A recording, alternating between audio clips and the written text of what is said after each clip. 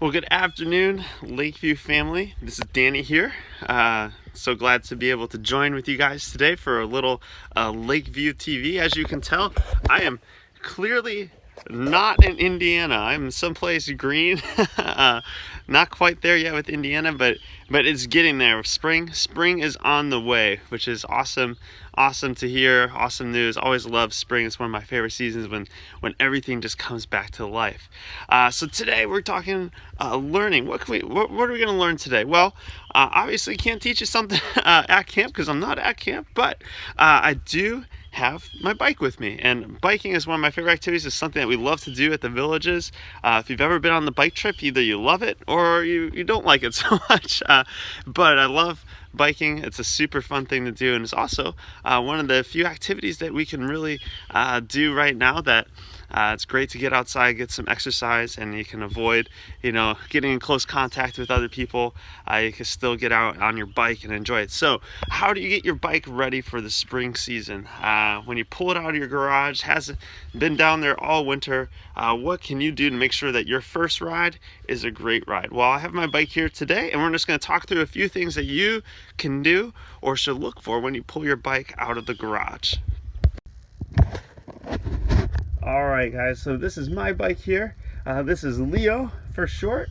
This is a fine ride. He's a retro 1990s carbon bike. It's a pretty sweet little thing here. What do you want to look for when you first pull out your bike? Well, the first thing that you want to check is you always just want to look at for any rust, okay? Because bikes, they rust. They're made of metal and they have things that rust. So I'm looking here, a couple things that I see right away.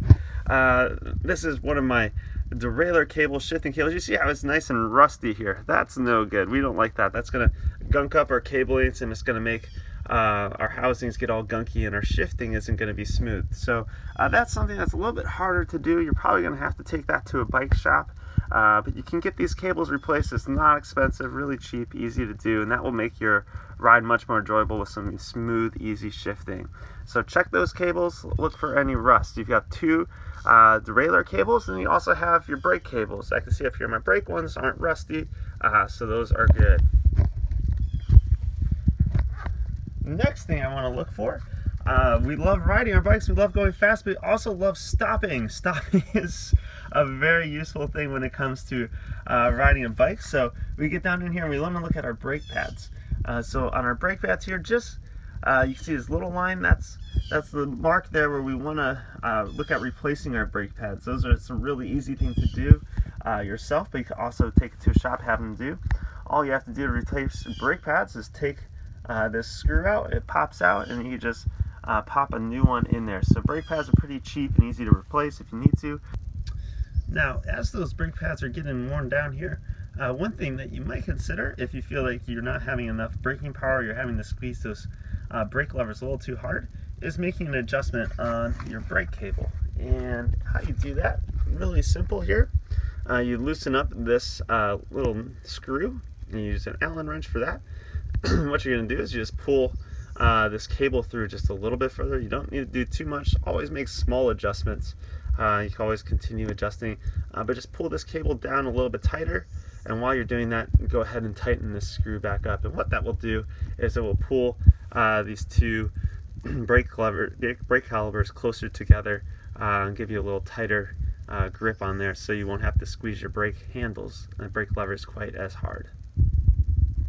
But definitely want to check the front and the rear. Check for that line. Make sure that you're going to be able to stop your bike. That's a very important thing to do. So another really awesome thing to have is just a small little multi-tool like this.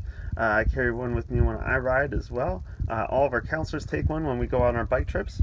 This just has some different things in it. We've got some Allen wrenches here, some different sizes there. We've got Phillips, a flathead, just some other things for making small changes on your bike as you need to. So these are really handy to have with you when you're out on a ride, just in case. You won't have to use it too often, hopefully, but if you do need it, you'll be glad that you have it. Alright, so next up, you're going to take a look at what they're called the Drivetrain.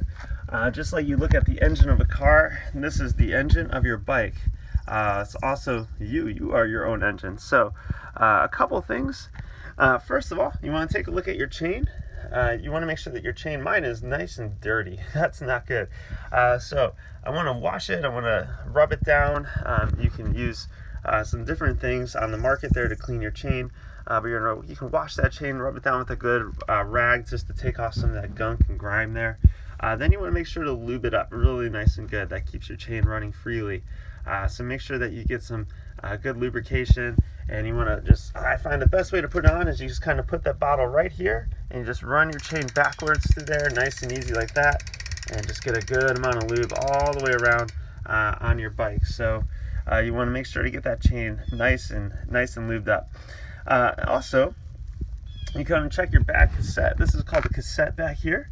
What you want to check for is make sure there's no, you don't want to see any wear in between this teeth here. So if you have wear in between the teeth, like a little shiny spot, that's a sign that maybe your chain is old, needs to be replaced. So these chains get stretched out, and every so often they need to be replaced. If you don't replace them, you can wear out this cassette here, which is a much more expensive fix. So make sure you're checking for any wear in between the teeth.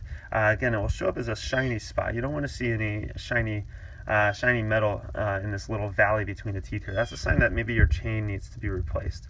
So check for that on your rear cassette.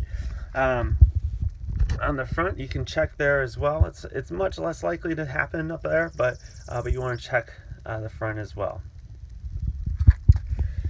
The next thing is your derailleurs. So if you are shifting and you feel something weird on your shifting, or it doesn't seem your bike is shifting right, that's probably a rear derailleur adjustment. That's this little guy back here.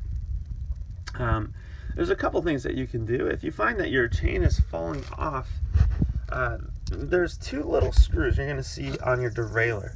All right, mine are a little rusty, it's a little older, but they still work just fine. These two screws, they control how far the derailleur will move your chain side to side, and so one of them sets how far it can go in, and one sets how far your chain can move out. So you could play around with those a little bit, see if that helps you. It's always good to look. If you have your owner's manual, user's manual, it should tell you how to adjust those. There's also usually a little knob back here that you could turn, twist. If you're having difficulty shifting in between gears, like it doesn't seem to want to move freely between them, give this thing a little twirl, usually to the clockwise direction here, to help with that. All right, so that's your rear derailleur. Same thing for the front. Again, you have these two screws that set how far your derailleur is going to move the chain out and in. If you find that your chain's falling off a lot, you probably also want to check your front derailleur. All right, next up is your tires. So tires, also a very important thing. You want to make sure that you're running at a good pressure so that a couple things can happen with your tires. Number one, you don't want to get what we call pinch flat. So if your pressure's too low and you can press it down really easily, what can happen is there's a tube inside there and it gets caught between the rim and the tire, and it pinches it and it pops it, and it's what's called a pinch flat.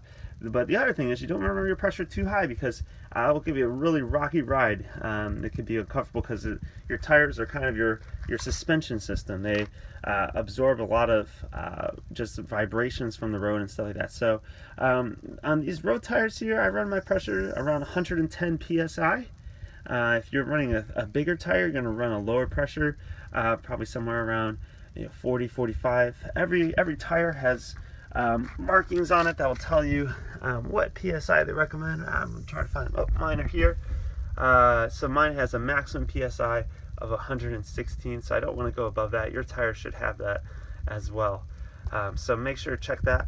But again, you want your pressure high enough so you're not going to get a flat, but also not too high, so that you're going to have a really rough ride. All right, well, we are almost ready to ride. Just a couple other things. Number one, always make sure to wear your helmet. Number two, you'll see on the back of my bike here, I've got a rear light, so you want to make sure to have one of these at all times. Even if you're riding during the daytime, these things really improve your visibility out there on the road, so people in cars can see you from behind. So make sure you have a rear light. Also, a good idea is to have a spare kit if you do get a flat tire. to be able to change that out. Also good to just figure out how to use it, play around with it, so you know how to fix a flat if you do get one out on the road. And then lastly, to make sure that you're having a comfortable ride, a lot of your comfort will come from your seat. You want to have a good, nice, comfortable seat that fits you well. Also, you want to make sure your seat's positioned at the right height. A lot of people tend to put their seats too low. You want to be able to get a full leg extension. So make sure that when you set your seat height, it feels comfortable, that you feel like when you pedal down, when you push down, you're extending your leg all the way. But that you don't feel overstretched, so you feel like your leg is hyperextending when you pedal down as well. So you want to get your seat at a good height so that you're getting a full pedal stroke. A good easy way to get a quick rough estimate of how high your seat should be, just go ahead and stand next to your bike, stand it up nice and tall. You want it to be about hip height. Your seat should come right up to about your hip. Then tighten that down, give it a try, test it out, and then make some small adjustments from there, up or down, until you get it nice and comfortable for yourself. So get that rough estimate, just hip high, and then ride around a little bit, and then you can fine tune it from there with some smaller adjustments. Well guys, thank you again for joining us here at LVTV this afternoon. We hope that you are staying safe and healthy. We also hope that you're able to get outside, get some exercise, and enjoy this spring weather that we've been having here the past couple days. We hope whether that's going for a walk, going for a run, getting on your bike, we hope that you guys are able to enjoy this weekend as well. So thank you guys. Hope this video helps you get your bike ready for riding this spring, and we'll be praying for you and just looking forward to hopefully seeing you out at camp this summer.